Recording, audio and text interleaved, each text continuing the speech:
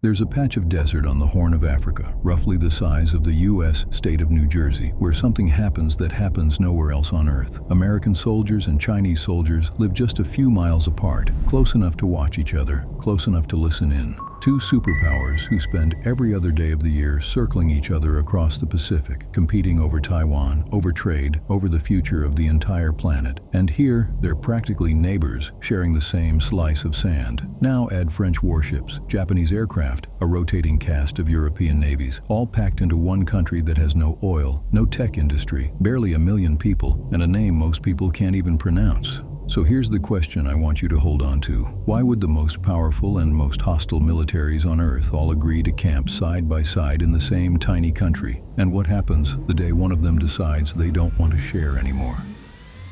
Welcome to Djibouti.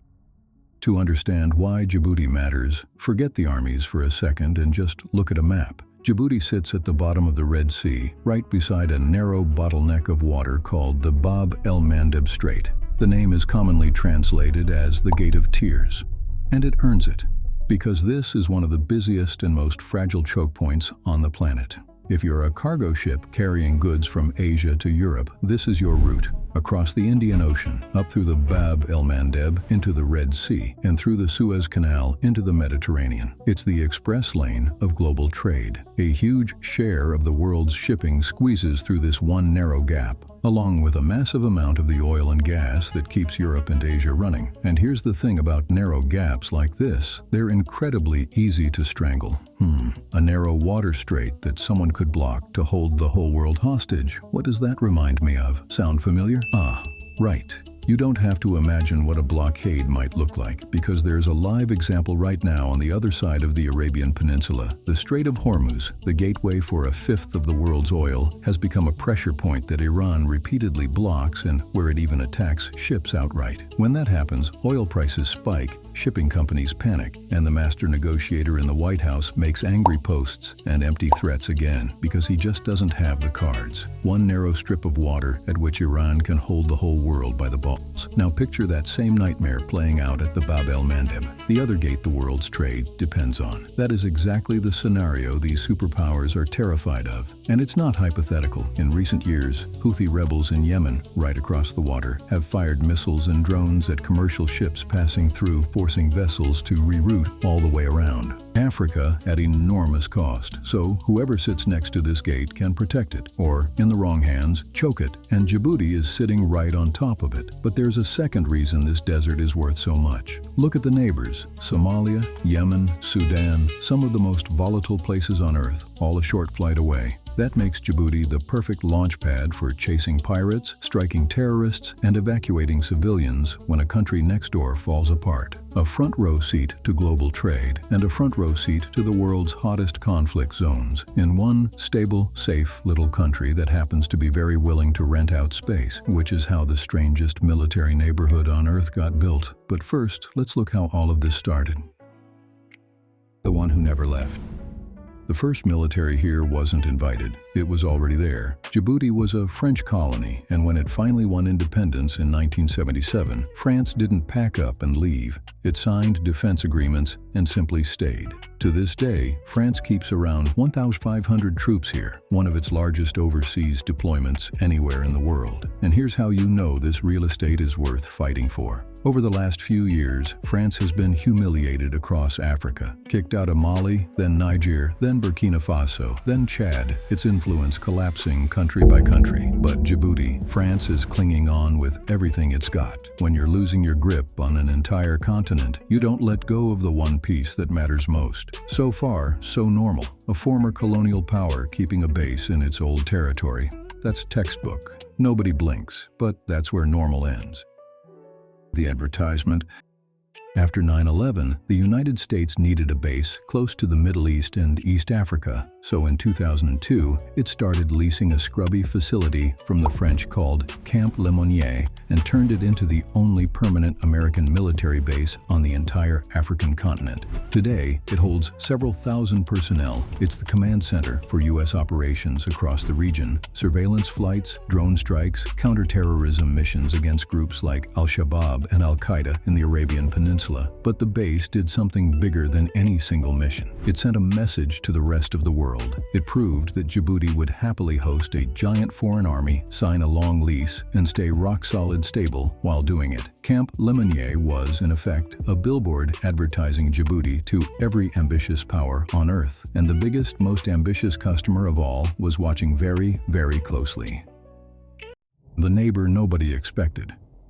In 2017, China opened its first ever overseas military base, and out of every spot on the entire planet, it chose Djibouti, a few miles down the road from the Americans. Stop and think about how strange that is. For decades, China's entire foreign policy was built on not doing this. No foreign bases, no entanglements. That was the rule, repeated for years, and then China broke it, and it broke it right on top of the front doorstep of its single greatest rival. This is the part that makes Djibouti unlike anywhere else. In most countries that host foreign bases, those bases are allies pointing in the same direction against a shared enemy. NATO bases in Europe, American bases in Japan. Everybody's on the same team. But not here. Here, the two most powerful militaries on the planet, countries actively preparing for the possibility of fighting each other one day, are stationed close enough to read each other's license plates. Officially, China calls its base a logistics support facility. Unofficially, everyone understands what it really is. China planting its flag directly in America's face, announcing that it's now a global military power too. And the friction is real. There have been reports of Chinese personnel pointing military-grade lasers at American pilots taking off from Camp Lemonnier, temporarily blinding them. That's not a training accident. That's two rivals testing each other's nerves, day after day, on a strip of desert the size of a mid-sized city. Note that China is denying the accusations, and I wasn't there myself, but if I was China, I'd also deny an accusation like that. Better late than never. Once the two giants were in, the rest of the world followed. Japan opened a base here in 2011, its first foreign military base since the Second World War. That alone tells you how much is at stake, because Japan does not deploy troops abroad lightly. Nearly all of its oil comes from the Middle East through these exact waters. For Japan, protecting this route isn't strategy, it's survival. We can just look at the Hormuz situation again, where Japan already had to release some of its strategic oil reserves more than once. Italy came, Spain rotates ships through, Germany was here too until it pulled out in 2021. Add it all together and you get one of the only places on Earth where this many separate national militaries, some of them barely on speaking terms, are packed into a country you could drive across in an afternoon. Which brings us back to that opening question. Why would they all agree to this? Why does every one of these powers pay to be here? And what is Djibouti actually getting out of the deal? Before we get to that, quick thing, we're going to be putting out videos a lot more regularly from here on out, breakdowns exactly like this one, as well as intriguing and fascinating stories from around the world. So if you want to come along for that, hit subscribe, tap the bell, and drop a like. It genuinely helps more than you'd think, and I'd love to have you on the journey. All right, the money. Let's talk numbers. Here's where Djibouti looks like it pulled off the greatest hustle in modern geopolitics. This is a country with almost nothing. No oil under the sand, no factories worth mentioning. An economy of only around $4 billion, smaller than a lot of individual companies. And yet, by doing nothing more than renting out its dirt, Djibouti is believed to pull in somewhere in the range of $125 million a year from foreign military leases alone. Just the U.S. base alone brings them around $70 million each year. Note that these are not accurate numbers, but estimates. Now, $125 million might not sound life-changing for big countries, but Djibouti is not big, so let's make it real. Djibouti has roughly 1 million people. Split that lease money across the whole population, and it's more than $100 a year for every single person in the country. In an economy where a large chunk of people live on just a few dollars a day, in a place that poor, rent money that size isn't pocket change. It's the difference between a government that can pave a road and one that can't, and the exact figure almost doesn't matter because the leases were just the beginning. The real prize was what came with the superpowers. China alone poured in far more than rent, building a major deepwater port, a brand new railway running all the way to the Ethiopian capital, and a sprawling free trade zone. Suddenly, this resource-poor desert had modern infrastructure that most of its neighbors could only dream of. And there's a hidden bonus most people miss: leverage. Because Djibouti hosts so many rivals at once, it can quietly play them against each other. Nobody wants to be the power that gets pushed out and hands the advantage to their enemy next door. It's a tiny country holding a surprisingly strong hand of cards at a table full of giants. So, money, ports, jobs, global importance, and leverage over superpowers. Sounds like the perfect deal, right? Here's where it gets dark. The bill comes due. The problem with inviting the whole world's armies onto your doorstep is simple. You stop being fully in charge of your own house. Start with the tightrope. Djibouti now has to keep America happy and keep China happy, two countries whose entire relationship is built on distrust. At the exact same time, forever. One leader who leans too far toward one side, one deal that spooks the other, and the money and the protection could vanish overnight. That's not independence. That's a very expensive balancing act with no safety net. Then there's the dependency trap. So much of what keeps Djibouti afloat now comes from foreign rent and foreign investment that if the Americans or the Chinese ever decided to walk away, the whole economy would buckle. Djibouti has bet its entire future on staying useful to people far more powerful than itself. And the terrifying question is, what happens the day it stops being useful? But the biggest danger is the one hiding in plain sight. Remember, every one of these bases exists because trouble is close by. American aircraft take off from here to strike targets in Yemen and Somalia. Chinese warships refuel here before heading out on patrol. French and European forces train and prowl the nearby seas. Everyone is armed, everyone is watching everyone, and everyone is a few miles apart. Now, go back to that Strait of Hormuz comparison. Picture the Bab el-Mandeb suddenly shut down by a major attack on shipping, or picture tensions between the US and China boiling over somewhere in the world and rippling into these waters. All of those rival forces crammed into a few square kilometers on a hair trigger. The very bases that are supposed to keep Djibouti, the waters around it, and the region safe could turn them into the first target, a battlefield without ever having chosen a war. And here's the part that stings the most. Despite all that foreign cash, a large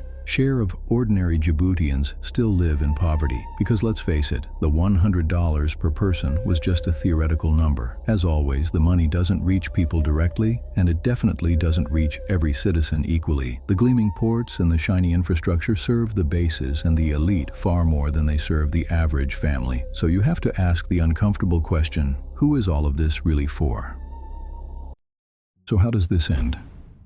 For now, the gamble is paying off. As long as the world's trade keeps flowing through that gate of tears, and as long as America and China keep circling each other, demand for a foothold in Djibouti only goes up. The country's leaders are betting they can keep collecting rent from rivals forever. But the smart play, the only play that actually secures Djibouti's future, is to stop relying on rent from armies and start building something that survives without them. Real industries, education, an economy that doesn't depend on staying useful to superpowers, because a country whose entire value is being convenient to more powerful nations is always just one crisis away from being thrown away. That's the real lesson of Djibouti. This isn't a story about one small country. It's a snapshot of how the great powers actually compete now. Not always with open war, but with bases, ports, money, and pressure, all circling each other at point-blank range, daring the other side to blink. And if you think two superpowers standing face to face on a strip of desert is tense, wait until you see what happened when China and India's armies met high up on a frozen mountain border and fought each other with fists, rocks, and clubs wrapped in barbed wire because an old agreement said they weren't allowed to use guns. It is one of the strangest and most brutal standoffs in modern geopolitics, and I break the whole thing down in the video right here. But first, tell me in the comments, if you were running Djibouti, would you keep cashing the superpowers checks, or would you start pushing them out before it's too late?